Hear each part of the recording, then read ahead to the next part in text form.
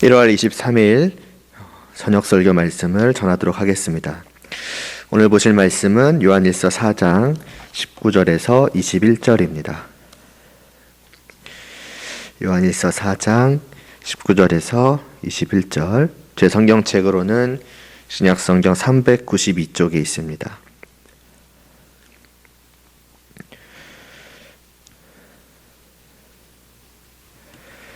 요한일서 4장 19에서 21 봉독하겠습니다. 우리가 사랑함은 그가 먼저 우리를 사랑하셨습니다. 누구든지 하나님을 사랑하노라 하고 그 형제를 미워하면 이는 거짓말하는 자니 보는 바 그 형제를 사랑하지 아니하는 자는 보지 못하는 바 하나님을 사랑할 수 없느니라. 우리가 이 계명을 주께 받았나니 하나님을 사랑하는 자는 또한 그 형제를 사랑할지니라. 아멘. 하나님 아버지, 오늘도 저희가 하나님의 말씀을 듣습니다. 하나님의 백성으로서, 자녀로서 정말 사랑에 대해 계속 말씀하시오니 이 사랑이 우리 안에 분명히 있게 하여 주시사 하나님을 향하여 또 서로를 향하여 이 교회 안에 그 참된 사랑이 가득하게 하여 주시옵소서. 예수님의 이름으로 기도드리옵나이다. 아멘. 사랑하라 이제 권면을 하는 가운데에 그러한 자는 하나님께서 우리 안에 또 우리가 하나님 안에 거한다는 것을 알 수 있다고 한 사도 요한은 이어 그렇게 하나님께서 우리 안에 거하시고 우리가 하나님 안에 거함으로 사랑을 하게 될 때에 하나님의 사랑이 우리에게 온전히 이루어졌다 말씀합니다. 비록 우리에게서 나타나는 그 사랑은 완전함과는 거리가 멀지요. 그럼에도 불구하고 그것은 참 사랑이신 하나님께서 그 하나님의 참 사랑이 이제 우리 안에, 그렇죠? 참 사랑이신 하나님이 역사하시고 또 그 하나님의 참 사랑이 우리 안에 분명히 역사하고 있다는 의미에서 온전히 이루어졌다 할 수 있고, 나아가 그와 같이 역사하고 있다는 것이 의미하는 것은 그 역사는 마침내, 그러니까 마지막 날에 우리에게서 완전한 사랑이 나타나도록 하신다는 것을 의미하는 것 아니겠습니까? 그러니까 하나님 편에서 보자면은 그 일은 이미 완성된 것이기에 또 지금 우리를 가리켜서도 온전히 이루어졌다 또 할 수 있겠지요. 또 마지막으로 비록 우리에게서 나타나고 있는 그것이 연약하고 또 부족할지언정 그것은 분명 하나님의 참 사랑이기 때문에 또한 온전히 이루어졌다 할 수 있을 것입니다. 그리고 이러한 사실이 중요한 것은 하나님께서 우리 안에서 그와 같이 온전한 사랑을 온전히 이루시는 것에는 하나님의 목적이 있기 때문입니다. 그것은 우리로 심판날에 담대함을 가지게 하기 위함이지요. 이렇게 하심으로 하나님께서는 우리로 하여금 마지막 날에 심판을 바라보게 하십니다. 아니, 하나님께서 그렇게 하지 않으셔도 참 성도는 마지막 날에 그 심판을 바라볼 수밖에 없습니다. 왜냐하면 성도는 그것이 있을 것임을 분명히 믿어 아는 사람이며 또 그것이 얼마나 두려운 것인지를 알기 때문입니다. 그러니 그 심판을 의식하지 않을 수 없는 성도에게 있어 정말 그것이 하루하루 점점 나에게 가까워지고 있다라는 사실이 어떠한 마음을 갖도록 하겠습니까?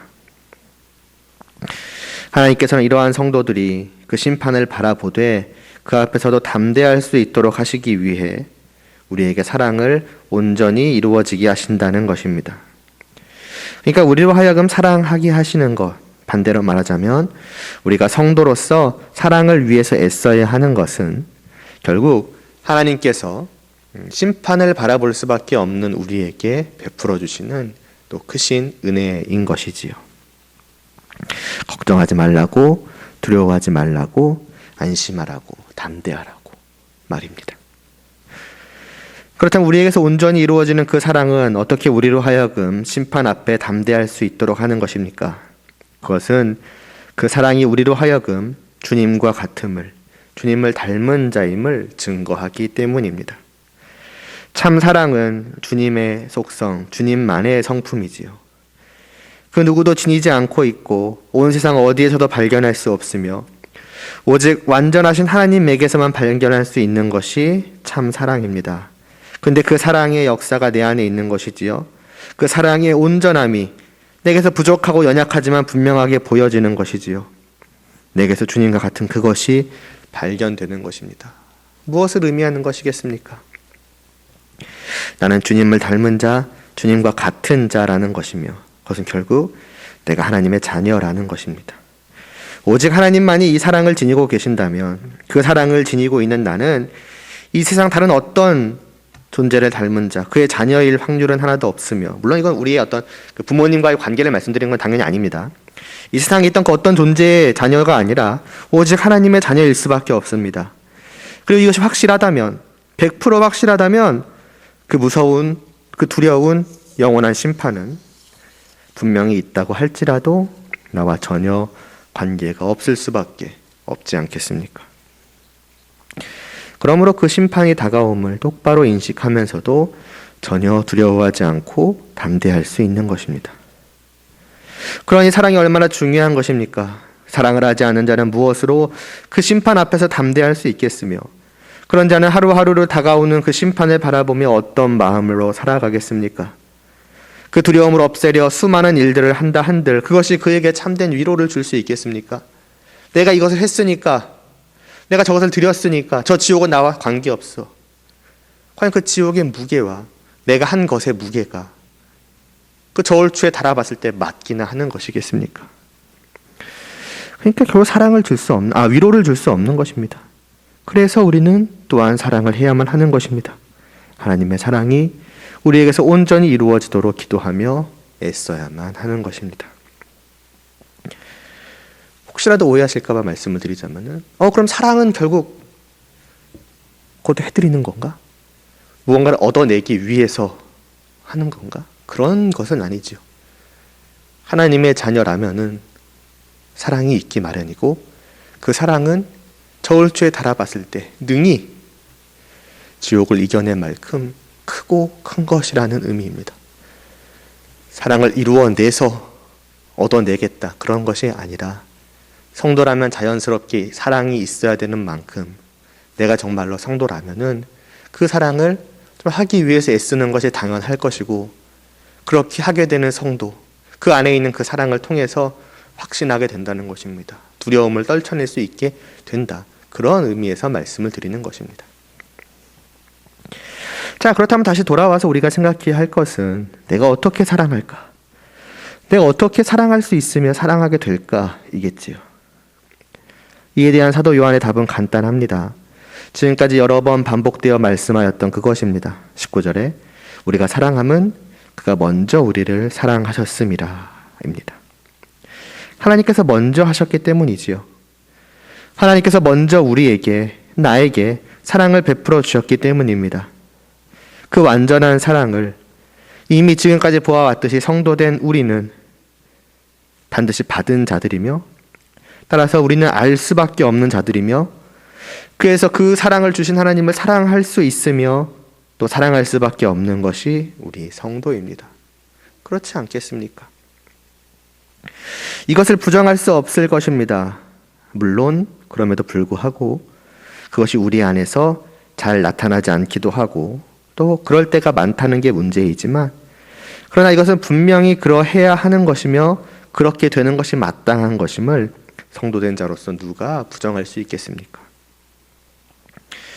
그러니까 사실 사랑할 수 있고 또 해야 하는 것이 마땅한 것이 우리입니다. 사랑해야 할 이유로 가득한 것이 우리입니다. 그러니까 사랑하지 못하고 있다면, 또 사랑해야 하겠다는 마음이나 생각을 갖지 못하고 있다면 결국 우리 자신의 문제이지요. 그래서 사도 요한은 이렇게 다시금 말씀하고 있는 것으로 보입니다.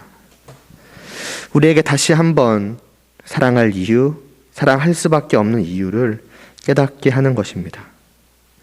단지 지식을 주려는 것이 아닙니다. 너희가 먼저 받았다, 그 지식을 가져라, 그게 아니라 하나님께서 실제로 우리에게 베풀어 주신, 그것도 먼저 이유 없이 은혜로 베풀어 주신 그 사랑을 다시금 분명하게 느끼도록 하려는 것입니다. 그러니까 우리가 이미 손에 쥐고 있으면서도 바라보지 못하고 있는 그것을 다시금 바라보도록 하려는 것이죠. 하나님이 우리를 위해 예수님을 보내주신 그 사랑, 우리 손에 분명히 쥐어주신 그 사랑을 말입니다.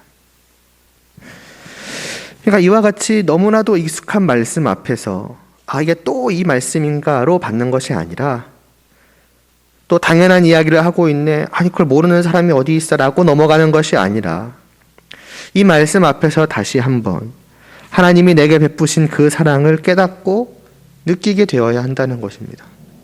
그냥 내 손에 선물을 쥐고서도 선물 받았다는 거 모르는 사람이 어디 있어 이렇게 하는 것이 아니라 다시 한번 바라보고 선물이 내 안에 있구나, 내 손에 있구나, 맞아 이거였지라고 깨닫게 되어야 한다는 것이죠. 그와 같이 말씀을 받아야 한다는 것입니다. 그래야 우리는 사랑을 할 수 있는 것이지요. 지식이 중요한 것이 아닙니다. 정말 지식 필요 없다 이 얘기하는 게 아니라요. 중요한 것은 그 지식의 내용이 실제로 내게 있느냐는 것입니다. 머리로 하나님이 내게 베푸신 사랑을 아는 것. 그래서 마치 이 내용을 달달달 암기할 수 있는 게 중요한 게 아니라 그것이 진짜 내게 있느냐, 실제로 있느냐, 느끼느냐, 깨닫느냐가 중요한 것이지요. 우리가 만일 온전히 사랑을 하지 못하고 있다면, 사랑할 마음도 생각도 없다면 그 이유는 의외로 간단할지 모릅니다. 이 사랑을 나는 알고 있다고 생각하나 사실은 모르고 있기 때문입니다. 어쩌면 어느새 내 안에서 하나님이 주신 그것을 지워버리거나 가리워버렸기 때문입니다.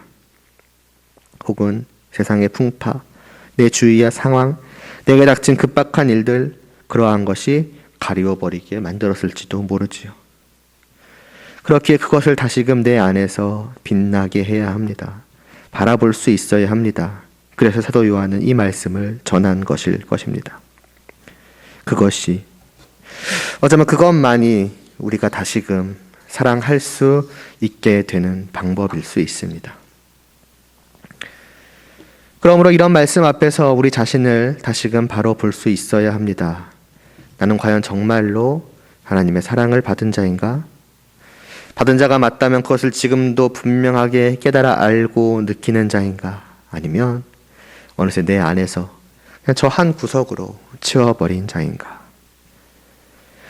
그렇게 우리를 바로 보고 하나님께 간절히 아뢰어야 할 것입니다. 다시금 깨닫게 하여 주시기를 구해야 할 것입니다. 그렇지 못하였던 이 놀라운 사랑을 받았으면서도 저 멀리 치워버리고 잊어버렸던 그런 나의 죄악됨을 진실로 슬퍼하며 또 뉘우치며 말이지요. 그리고 이어 사도 요한은 20절에서 우리의 사랑과 관련된 또 다른 중요한 말씀을 전합니다. 진정 하나님을 사랑하는 자, 정말 그가 사랑이 있다면 그 형제를 사랑하지 않을 수 없다고 합니다. 그렇지 않다면 하나님을 사랑하는 것 자체가 거짓이라고 합니다. 왜 그렇습니까? 보는 바, 그러니까 눈에 보이는 그 형제를 사랑하지 아니하는 자는 보지 못하는 바, 그러니까 보이지 않으시는 하나님을 사랑할 수 없기 때문이다 라고 합니다. 눈에 보이는 것, 나의 육체로 보고 듣고 만지고 하여서 경험할 수 있는 것에 반응하는 것이 쉽겠습니까? 아니면 보이지 않는 것, 내 육체로 볼 수 없고 들을 수 없고 만질 수 없어서 어떤 그런 육체적인 경험을, 육신으로의 경험을 할 수 없는 것에 반응하는 것이 쉽겠습니까? 너무나 당연하게도 보이는 것에 반응하는 것이 쉬울 것입니다. 이는 우리의 경험이 증명하지요. 왜 하나님을 믿는다고 하면서 그 하나님의 전능하심, 선하심, 의로우심을 믿는다고 하면서도 세상에 휩쓸리고는 합니까? 왜 그 하나님을 내 아버지라고, 자녀된 나를 늘 바라보시고 보살피시며 지켜주신 분이시라고 믿는다고 하면서도 당장 내 눈앞에 고난이 닥칠 때는 어찌할 줄을 모릅니까? 왜 하나님이 그렇게 영광된 분이시라고, 세상 모든 것을 다 합쳐도 정말 비할 수 없는 영광된 분이라고 하면서도 정작 세상의 가치, 세상의 빛남에 시선을 빼앗겨 버립니까? 제 자신의 이야기입니다. 늘 이러한 말씀을 전하는 저조차도 방금 말씀드린 그런 일들에서 조금 더 벗어나지 못합니다. 어떻게든 벗어나 보려고 애쓰지만은 결국 또 어려움이 닥치면 어찌할지 모르고 세상에 주는 즐거움에 시선을 빼앗기고는 합니다. 왜 그렇겠습니까? 본질적으로는 우리의 죄악됨 때문이지만은 눈에 보이는 것, 우리의 육체로 경험하게 되는 것에 영향을 크게 받기가 쉽기 때문입니다. 머리로, 마음으로는 아니라고 하면서도 보이지 않는 것보다 보이는 것에, 만질 수 없는 것보다 만질 수 있는 것에 더 쉽게 반응을 하는 것이 육신을 가진 나의 한계요, 연약함인 것입니다. 자, 그런데 사도 요한은 이런 우리의 상태를 가지고서 이제 역으로, 거꾸로 말씀을 하는 것입니다. 눈에 보이지 않으시는 하나님을 사랑하는 것과 눈에 보이는 형제를 사랑하는 것, 어느 쪽이 쉬운 것이냐고요. 당연히 눈에 보이는 형제를 향해서 사랑을 베푸는 게 쉬운 것 아니겠냐고 말씀합니다. 물론 이런 사실 앞에서 우리 나름대로 할 말은 있을 것입니다. 맞는 말인데, 근데 하나님은 사랑할 만한 분 아니시냐고. 하나님은 우리가 아까 봤던 것처럼 사랑하지 않을 이유가 없으신 분 아니냐고. 하나님께서 우리를 먼저 사랑하셨기에 우리가 하나님을 사랑하는 것이 당연한 것 아니냐고. 그러나 반대로 사람들은 반대이지 않냐고. 사랑하지 못할 이유가 너무나도 많지 않냐고. 우리가 이렇게 되물을 수 있을 것입니다. 그럼에도 사도 요한은 오히려 반대로 말하고 있는 것입니다. 그리고 사도 요한이 이렇게 말씀하고 있다는 사실은 어쩌면 방금 전에 말했던 그럼 우리가 되묻는 그런 우리의 생각이 하나님은 눈에 보이지 않으시니까 그냥 하게 되는 생각이요, 또 말일 수도 있겠다라는 것을 생각해야 합니다. 눈에 안 보이시는 분이시기 때문에 그분을 사랑한다고, 그분에게 사랑을 드린다고, 그분을 위해 무언가를 한다고 상대적으로 쉽게 그냥 말할 수 있다는 것입니다. 눈에 보이지 않으시는 하나님을 향한 드러나지 않는 그 사랑은 있다고, 한다고 쉽게 말할 수 있는 것 아니겠습니까? 우리 모두가 그렇다는 게 아니라 어쩌면 그런 나의 거짓됨을 하나님은 사랑할 만한 분 아니냐고, 내 주위 사람들 누구누구는 사랑할 만하지 않은 이유로 가득하니까 사랑하기 어려운 거라는 그냥 그러한 말로 어떻게 보면 가리워버리고 있는지 모릅니다. 핑계를 대는 것이죠. 사도 요한은 이러한 말씀 앞에서 말입니다. 그러나 사람은 본래 하나님의 형상으로 지음받은 사람이지요. 비록 죄악으로 인해 그것이 망가졌다 할지라도, 게다가 성도라 하면 그는 부족하고 연약하게나마 그 하나님의 형상이 회복되어 드러난 자 아니겠습니까? 그렇다면 이처럼 드러난 그 눈에 보이는 하나님의 형상조차도 사랑하지 못하는데 정말 보이지 않는 하나님을 과연 사랑할 수 있겠습니까? 사도 요한은 그럴 수 없다는 것입니다. 그것은 거짓말이라는 것입니다. 만일 그가 정말로 하나님을 사랑하는 자라면, 그 어려운 일을 정말로 하는 자라고 한다면 그는 상대적으로 쉬운 일은 더 잘할 것이라는 겁니다. 자신이 진정 사랑하는, 눈에 보이지 않으시는 하나님께서 자신의 형상으로 지으신, 눈으로 볼 수 있는 그 사람을 진정 사랑할 것입니다. 하려고 할 것입니다. 그래서 사도 요한은 4장 마지막에서 다시 한번 말씀합니다. 하나님을 사랑하는 자는 또한 그 형제를 사랑할지니라고요. 이것이 성도가 사랑하는 하나님께서 성도에게 주신 계명이라고요. 정말로 하나님을 사랑하시지요. 비록 그 마음을 꺼내서 보여줄 수는 없지만 분명 우리 안에 그것이 있지 않습니까? 다른 사람을 몰라도 나 자신은 그것을 스스로 느끼지 않습니까? 그것이 때로는 미약할지라도, 마치 이제라도 꺼질 듯한 촛불의 불과 같을지라도 분명히 타오르고 있지 않습니까? 때로는 어둠과 같은 내 마음속일지라도 미약하지만 분명하게 타오르고 있는 그 사랑의 불빛을 우리는 느끼지 않습니까? 물론 크게 타오르는 있는 경우는 말할 것도 없고요. 그것이 정말로 있다면, 그 빛을 따라 하나님을 바라볼 수 있다면, 하나님을 사랑할 수 있다면 또한 그 빛을 따라 하나님의 형상을 바라볼 수 있기를 바랍니다. 눈에 보이지 않으시는 하나님을 마치 눈으로 보는 것처럼 내가 믿음으로 바라볼 수 있는데, 눈에 실제로 보이는 하나님의 형상을 바라보지 못할 이유가 어디에 있겠습니까? 사랑하지 못할 이유가 어디에 있겠습니까? 이것이 가능하면 저것도 가능합니다. 저것이 불가능하다면 이것도 불가능하고, 저것이 없다면 이것도 없는 것입니다. 둘 다 있거나 둘 다 없는 것입니다. 둘 다 이거나 둘 다 아닌 것입니다. 여러 가지 이유로 내세울 것은 많습니다. 미워할 미유, 사랑하지 못할 이유 투성입니다. 우리가 다른 사람을 볼 때뿐만이 아니라 다른 사람들이 우리를 볼 때도 마찬가지일 것이며 어쩌면 내가 나 자신을 볼 때조차도 그럴지 모릅니다. 자기를 사랑하지 못할, 미워할 그러한 이유들로 가득할지 모릅니다. 그러나 그런 우리를 하나님이 먼저 사랑하셨습니다. 이 말씀도 잘 생각을 해보면 단지 그러니까 하나님을 사랑할 수 있다는 것을 넘어서서 그 뒤에 말씀들과 연결해서 다른 사람들을 그리고 나 자신을 사랑할 이유가 됩니다. 내가 정말로 하나님을 사랑한다면 그 하나님께서 사랑하시는 사람을 사랑하는 것은 당연하지 않겠습니까? 하나님께서 귀하게 여기시는 것을 하나님을 사랑하는 나 역시도 귀하게 여기지 않겠습니까? 그리고 무엇보다 하나님께서 우리에게 이것을 원하십니다.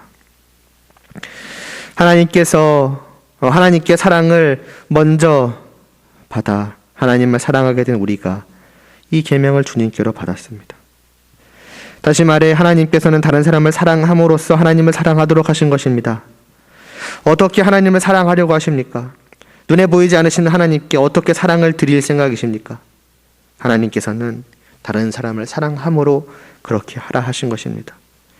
눈에 보이는 하나님의 형상을 구체적으로 실제적으로 사랑하고 그에게 사랑을 실천함으로써 눈에 보이지 않으시는 하나님께 사랑을 드리라고 하신 것입니다. 그러므로 사랑할 이유가 없어 보이나 사실 그 없어 보이는 이유들을 다 뒤덮을 만큼 사랑할 이유가 가득합니다. 사랑하기가 너무나도 어려워 보이나 사실 사랑하기란 너무나도 쉬운 것입니다. 이것이 성도입니다. 그러므로 결국 우리가 말하는 것들은 핑계가 될 수밖에 없겠지요. 그냥 보면 그 말들은 틀린 게 아니지만 이렇게 하나님 앞에 그분의 사랑 앞에 그분의 말씀 앞에 우리를 세워놓고 보면 결국 핑계가 될 수밖에 없을 것입니다. 그러므로 정말 사랑할 수 있어야 하겠습니다. 사랑을 위해서 힘써야 하겠습니까? 오늘 말씀을 통해 그 이유들을 다시 한번 우리 안에서 분명히 찾고 내 안에 새기고 활활 타오르는 그 사랑을 다른 사람들에게 구체적으로 전함으로써 하나님을 사랑할 수 있는 우리들 되기를 바랍니다. 기도드리겠습니다. 하나님 아버지, 사랑할 수 있게 하여 주시옵소서. 사랑할 이유들이 너무나도 많습니다.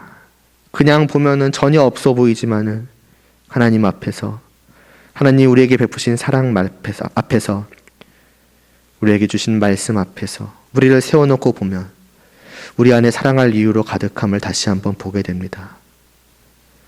사랑하게 하여 주시옵소서. 사랑함에 정말 핑계를 대지 않게 하여 주시옵소서. 여러 가지 이유를 내세우지 않게 하여 주시옵소서. 오직 이 말씀 앞에 우리를 세우게 하여 주시옵소서. 이런 우리들을 통해서 이 교회 안에 정말 우리 서로 간에 정말 사랑으로 가득할 수 있게 하여 주시옵소서. 예수님의 이름으로 기도드리옵나이다. 아멘.